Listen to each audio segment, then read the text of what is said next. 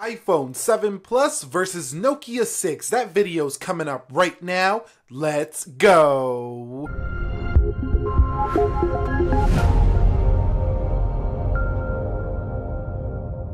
So, what is up, guys? Nick here, helping you to master your technology, and welcome to the iPhone 7 Plus versus the Nokia 6. I'm sure you don't see this review that often around the YouTubes, but I wanted to go ahead and compare these guys just because of how premium the Nokia 6 just felt. But is it really that premium?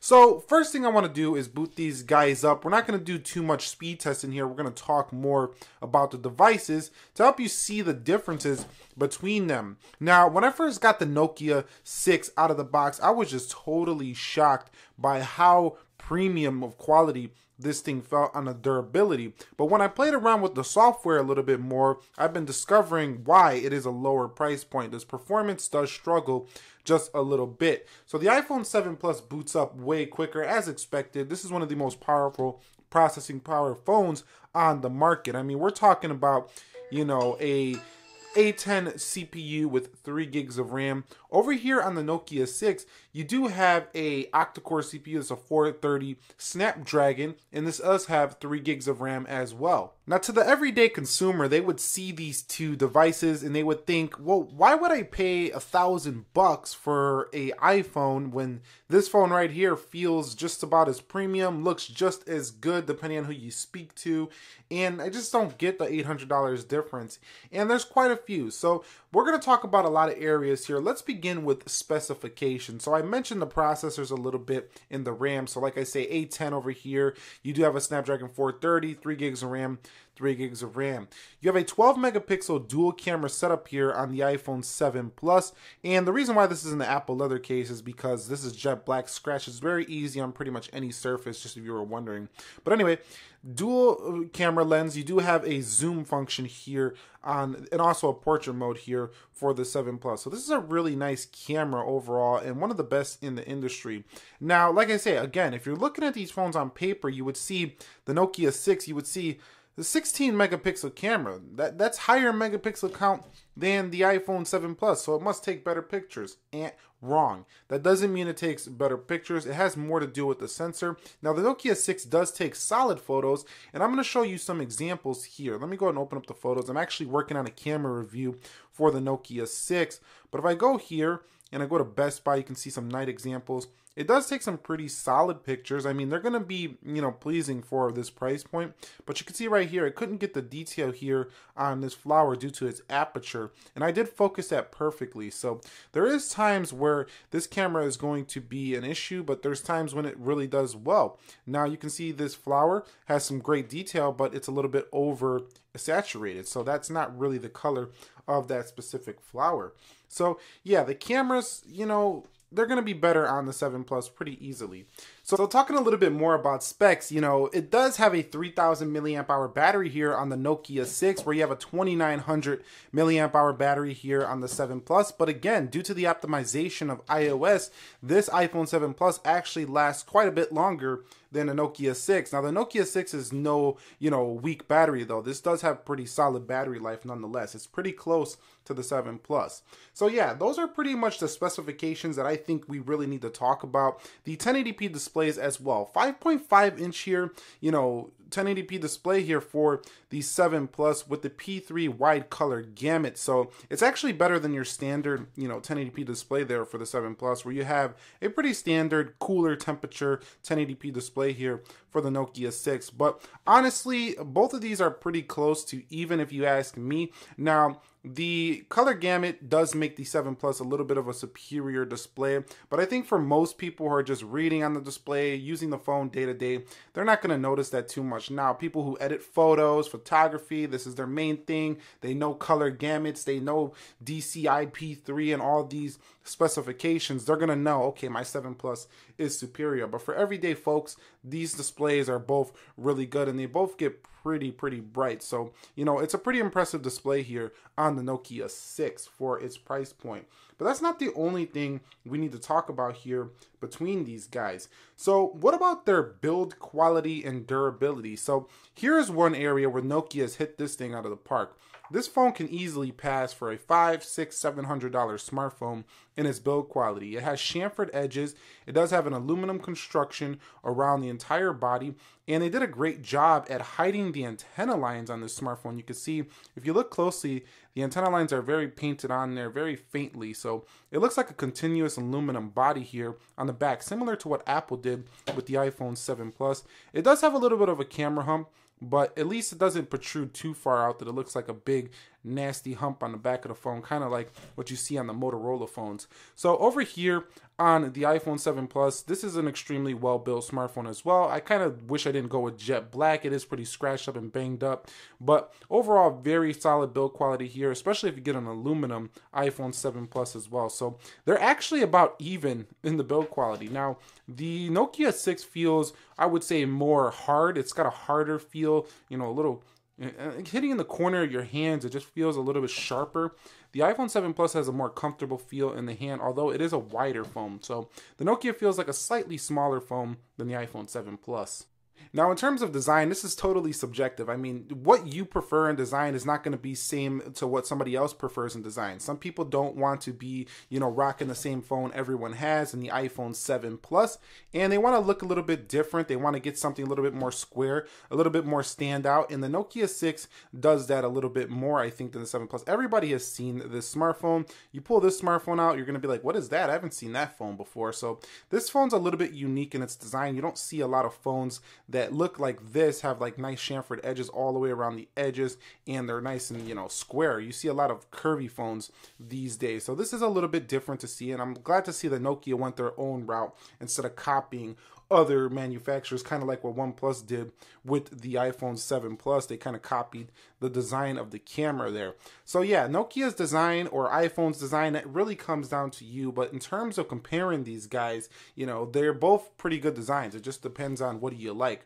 Now, I think that the Nokia 6 does have a mashup of a lot of designs. This design actually kind of looks to me like a Moto G4 camera. You know, the painted on lines reminds me of the iPhone 7. The chamfered edges and square edges remind me of the iPhone 5S. The front bottom home button reminds me of those old LG Optimus phones with the really slim home buttons right there. The capacitive touch reminds me a lot of the iPhone 7 Plus and the OnePlus series with their capacitive fingerprint scanner here.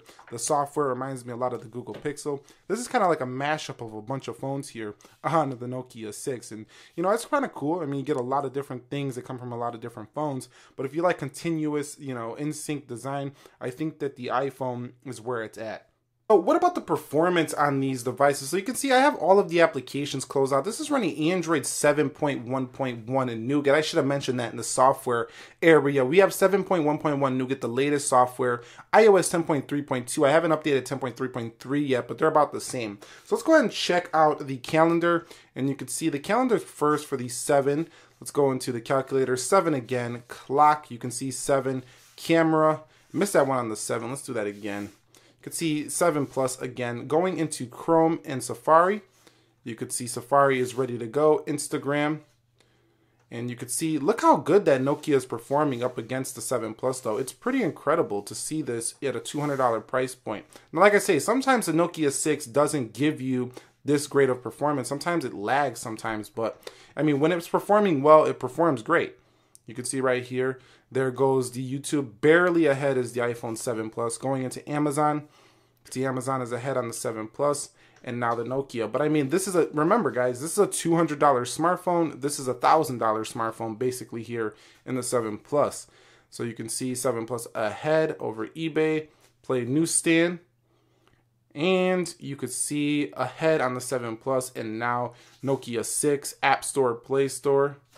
You could see 7 Plus. So the 7 Plus is a faster phone overall. There's no doubt about it, but this is a pretty incredible what you can get for $200 of, you know, smartphone this is. It's a pretty good value. I think there's better phones in this price point, but if you want this premium looking design, this is going to be a decent smartphone for you. So let's talk a little bit more about the price. So the iPhone 7 Plus is no longer the most pricey phone that you can buy, but it's still up there. So if you go to iPhone 7 Plus, you can see you can get this one I'm showing you here in this video for about $825. So it's still up there. I think there's a few other pricier smartphones in the lineup now. Maybe the Galaxy S8 is right around there as well. But the Nokia 6, if you go to Nokia 6, you can see Nokia 6 is coming in at $229, but you can get it for $179 with ads and the lock screen. And you can just go ahead and remove those ads if you know how to. Just do a quick Google search how to remove the ads. You'll figure it out. It's pretty easy. Honestly, I removed the ads on my Kindle Fire. Very easy to do these kind of things in Android. So you can actually cop this thing for under $200. So let's do the math here. So we have, we have an $825 smartphone. Let's subtract $179. The price difference is $646 here between these smartphones. Now, like I say, if you rely on your phone heavily for your business and stuff like that, I do think that the 7 Plus is still your better option. But if you got a powerful laptop, tablet, and you just need a good phone, and you really don't care about smartphones like that, but you just want a nice phone for around $200, this is going to be a great smartphone. So what about the call quality of both of these phones? And I actually found the Nokia 6 to be a little bit better than the 7 Plus in the call quality in my experience. It's totally subjective. It's just my perspective. Your perspective might differ. But I've actually had issues with people hearing me on the 7 Plus. This hasn't been the best call quality phone I've ever had. Now the Nokia 6 does sound pretty good overall, and I've enjoyed the call quality on this phone so far.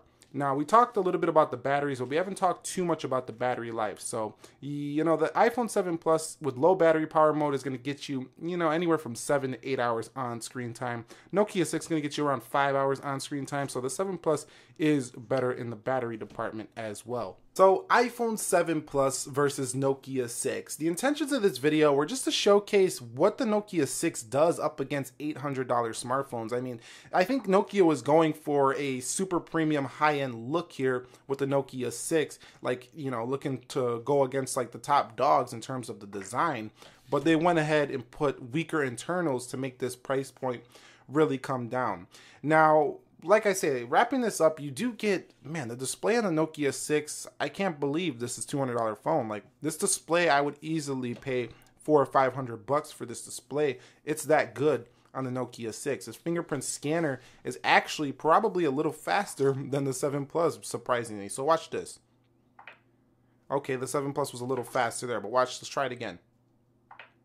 So you see the Nokia 6 is in just as quick, if not a little faster than the 7 Plus. So great fingerprint scanner. The cameras is where the 7 Plus is $600 more. So justifying its $600 price point will be the cameras. This camera can shoot, your entire YouTube channel, and you can edit it right on this very good iMovie software that's built right into the Apple ecosystem. So this is a really good editing software and can get a lot of work done. If you do most of your stuff in pre-production and not post, you could get a lot of professional shit done on the iMovie. So the iPhone 7 Plus is also justified in its longevity. I feel like the iPhone 7 Plus is more of an investment phone, a phone that you're going to use for years to come, versus the Nokia 6, which is a phone you might use for 1 to 2 years and go ahead and upgrade.